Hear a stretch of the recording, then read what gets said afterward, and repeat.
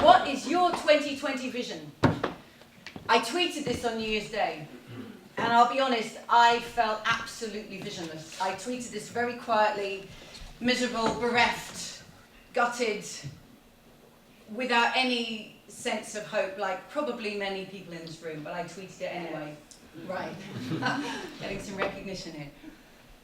I tweeted that anyway, because I couldn't resist playing with this donut and 20, I had this idea. And then when the moment came, I felt so empty. And I actually have hardly been on Twitter since the election, since over New Year. But I opened my email, my Twitter account, a day later, and all these things were coming in. We're going to put solar panels on our whole street this year, that's our vision. I'm launching a Green New Deal in Devon, that's my vision. I've got a climate emergency adopted in my local council, and now we're going to implement it. I'm talking to as many people as I can about climate change, that's my vision. I'm going to write a book about transformations in your own life and what you can do. I'm going to go vegan, that's my vision. And actually I felt incredibly humbled that all these people had shared their local vision, and that began to scrape me back off the ground. Because my niece in Australia has been evacuated from her home. I had to call my father-in-law to tell him to get out because he would not be able to leave the house when the flames reached his street. He had to leave now. You think, am I really making these phone calls? And I haven't even mentioned UK politics and the gutting outcomes for so many people of where we're at. But let's not forget 2019.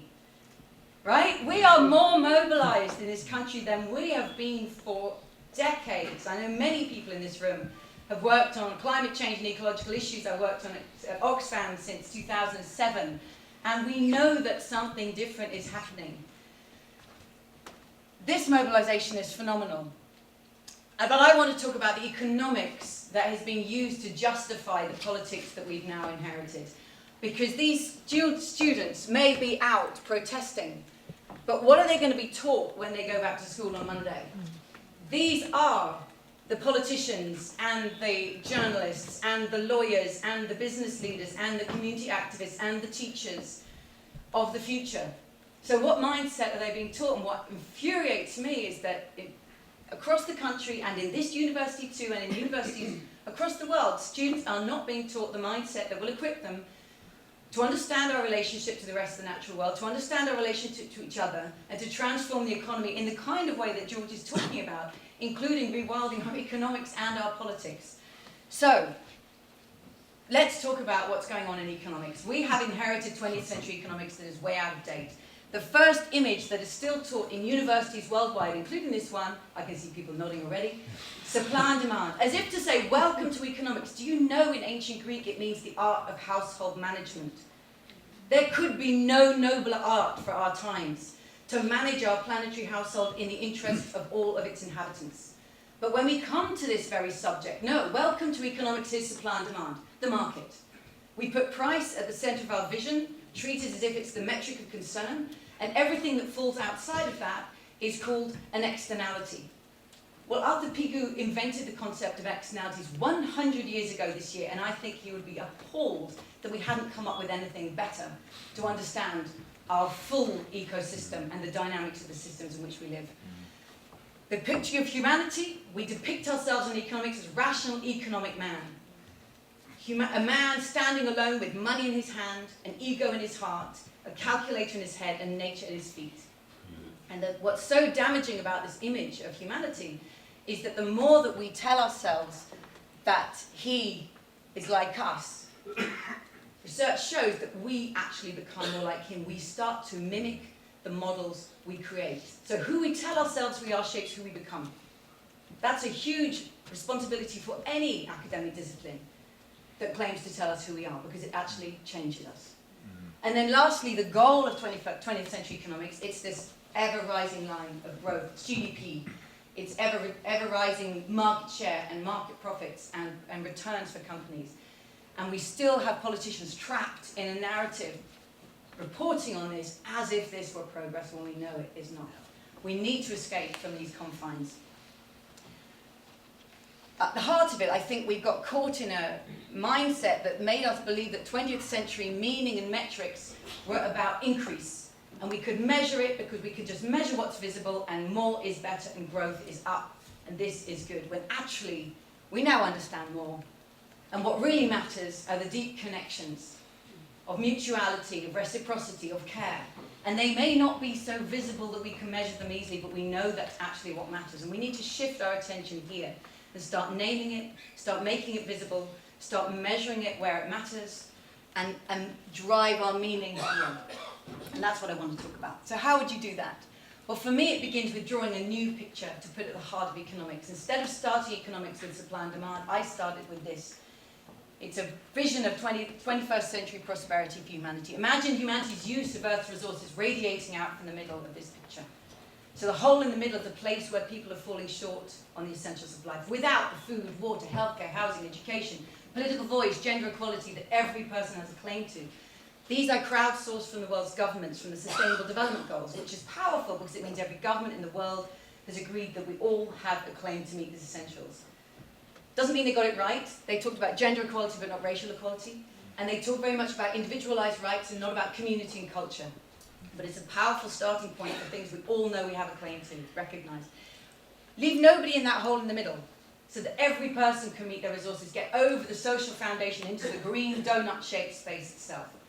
But there is a 21st century side to this story. We cannot overshoot the outer ring over that ecological ceiling, because there we cause climate breakdown and acidify the oceans and create a hole in the ozone layer and dry up rivers and streams.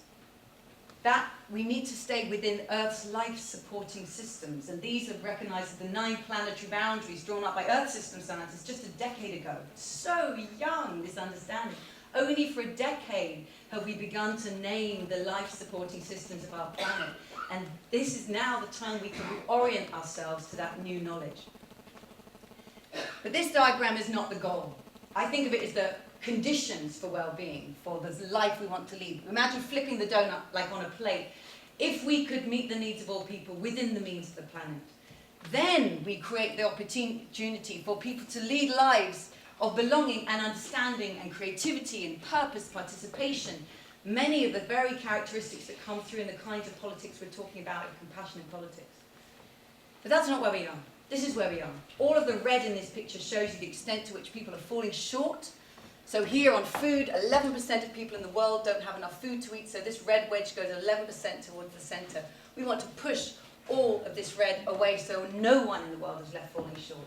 But we're also massively overshooting at least 4 of these planetary boundaries. And let me bring it home to you in recent headlines. Climate change hitting harder and sooner than forecast. It means we have to act harder and faster than we thought. Humans have wiped out 60% of animals since 1970.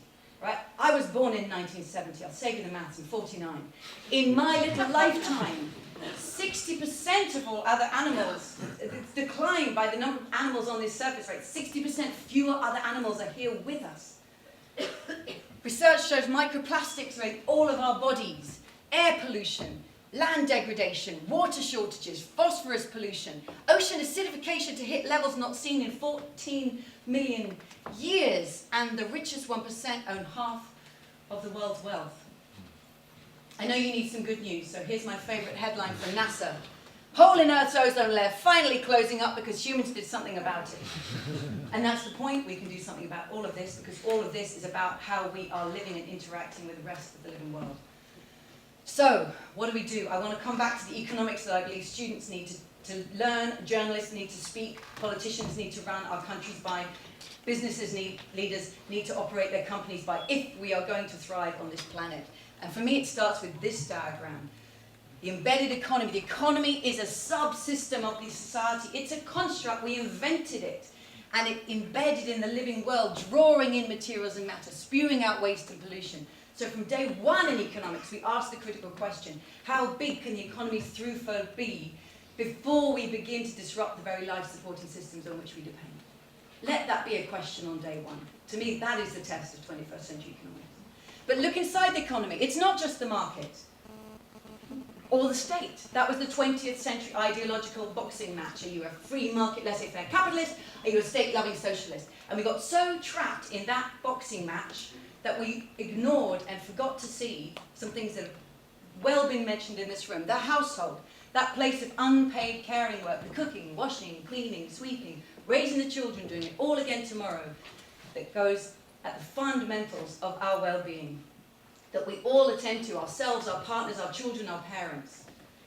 But also the commons, where people come together, not through the market, not through the state, but as a community, co-creating, collaborating to create value that they mutually value. That's why we create it, often without money changing hands. Whether it's a vegetable garden on the corner of your neighborhood block, or Linux or Wikipedia on the World Wide Web.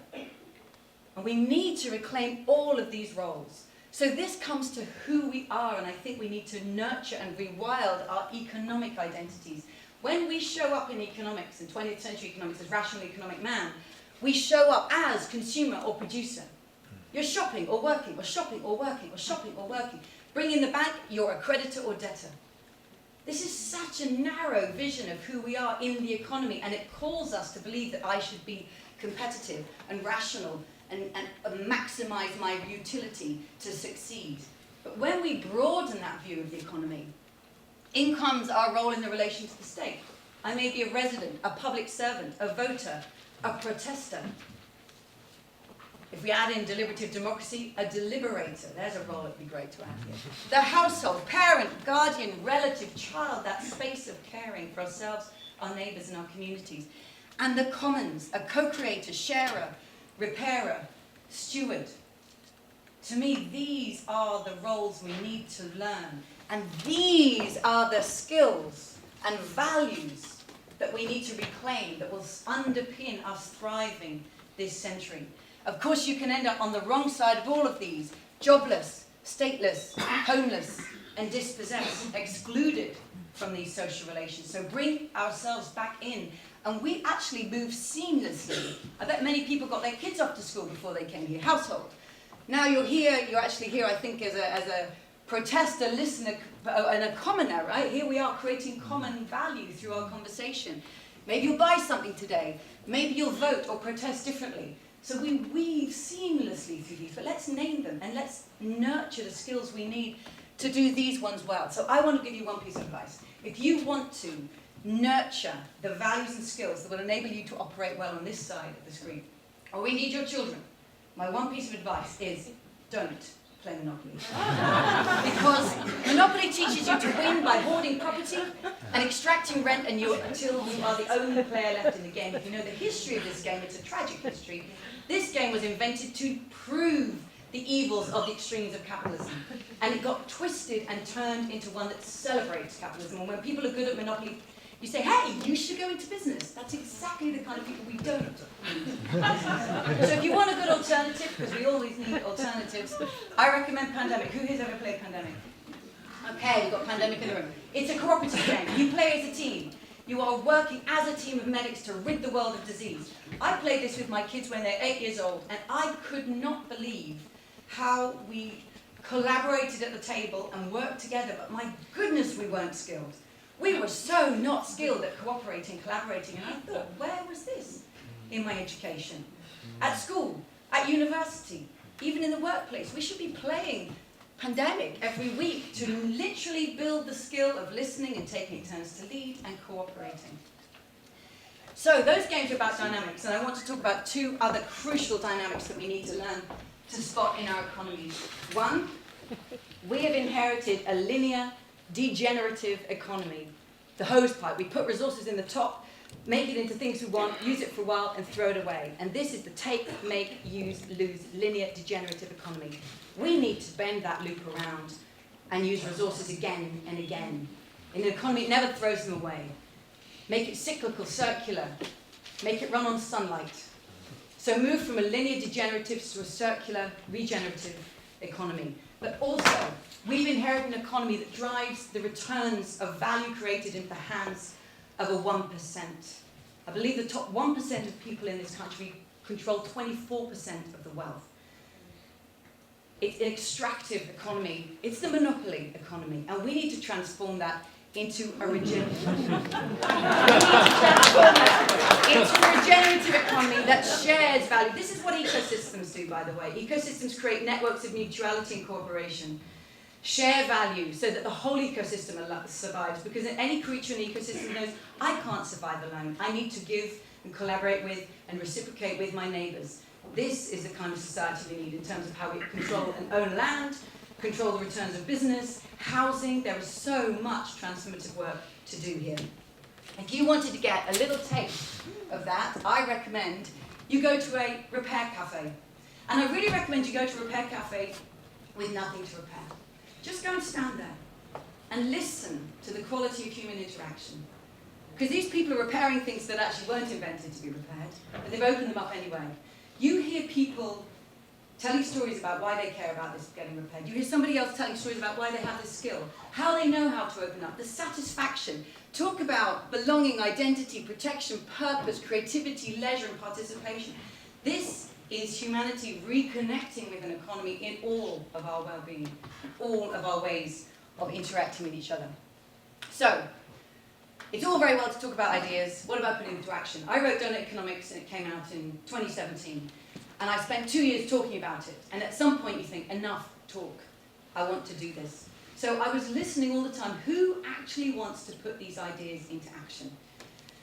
And it's teachers, community groups, businesses and cities. And I just want to finish by telling you what we're doing. We've opened Donut Economics Action Lab in the Make Space in Jericho on the canal, a building that's going to be knocked down by a university college, but right now it belongs to Oxford's most hip social and environmental organisations. And I deeply believe that change happens because action inspires action. And people are inspired by people a little bit like them, a teacher a bit like me, a community group a bit like mine, a city like mine, a business like mine that's already doing that thing that I thought was impossible and could never be done, but actually it's happening. And that's what inspires people to move and follow. So we are trying to make visible the work of the front leaders and open and share resources on the web, open access for anyone to co-create. So let me just speak briefly. Teachers contact us every week. I know it's not on the syllabus, but I know this is what my students should be learning. Do you have a lesson plan? We're working with those teachers who are already doing it to create lesson plans so that all teachers can bring it in. And eventually we will go to the syllabus bodies and say, well, your teachers are really teaching this. Come on, catch up with where the front runners are, put it on the syllabus. Working with companies that are already doing business differently. In fact, they set up in business in order to bring us into the donut. That's why they're in business. They're using business as a vehicle for their mission. How can they be made the company of the future? But cities, I've just come back from Amsterdam because I'm working with the C40 network of global cities at the moment in Portland, Amsterdam, Philadelphia, and we're inviting 21st century cities to ask themselves this question. How can our city be a home to thriving people in this thriving place? Fabulous local aspiration, while respecting the well-being of all people and the health of the whole planet. The people who made my shirt, who made our food, our electronics and our phones, and the resources that went into that. So local aspiration and global responsibility. And we've turned this donut into a tool for using in cities. We're piloting it right now in these 3 cities. And here are pictures of city policymakers. So these are the city mayor's team, together with change makers in these 3 cities, having what I would say is the beginning of a rewilded conversation. Having a different conversation, very different views, very different expertise. I work on sewage, you work on education, you work on participation, he works on energy. For the first time, sitting around a table and seeing how our mandates interact and how we can use a new frame that isn't left or right, but it's 21st century future oriented to bring our understanding together.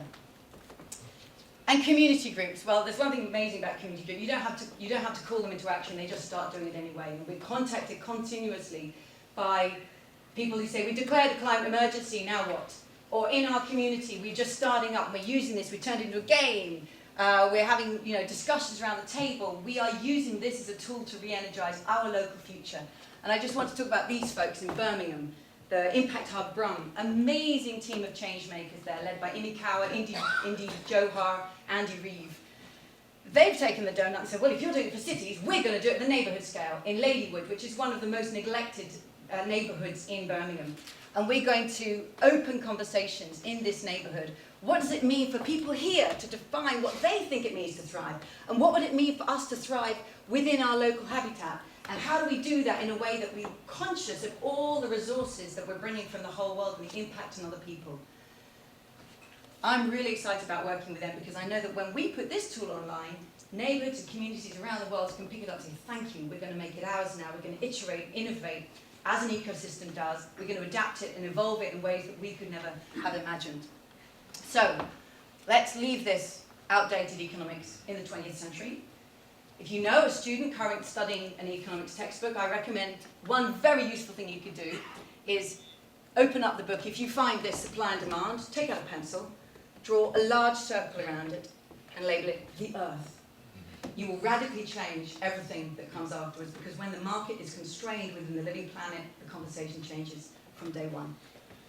Let's replace it with a new image of the economy embedded, of humanity, actually the social being that we are, not this narrow economic being that we were taught to be. Let's reclaim our full humanity and set a goal of balance, thriving in our own bodies and in our planetary body for the 21st century. Let's make these meanings and metrics visible, because we know that this is where health comes from in our ecosystems and our own lives. Let's make it visible. Let's turn the 21st century. And compassion, to me, is visible in all of these conversations and in these relationships. We are currently making a digital platform that we're going to launch as soon as it's ready. It's going to be open source. We invite you to meet us there. If it sounds of interest to whatever work you're involved in, to find collaborators around the world who are doing the same kinds of things as you and evolve these tools, please join us. This is tinyurl.com/deal19. That's so last year. But we're going to launch this platform soon, so please join us there. If you have any suggestions, ideas, I would love to hear them. Thank you very much.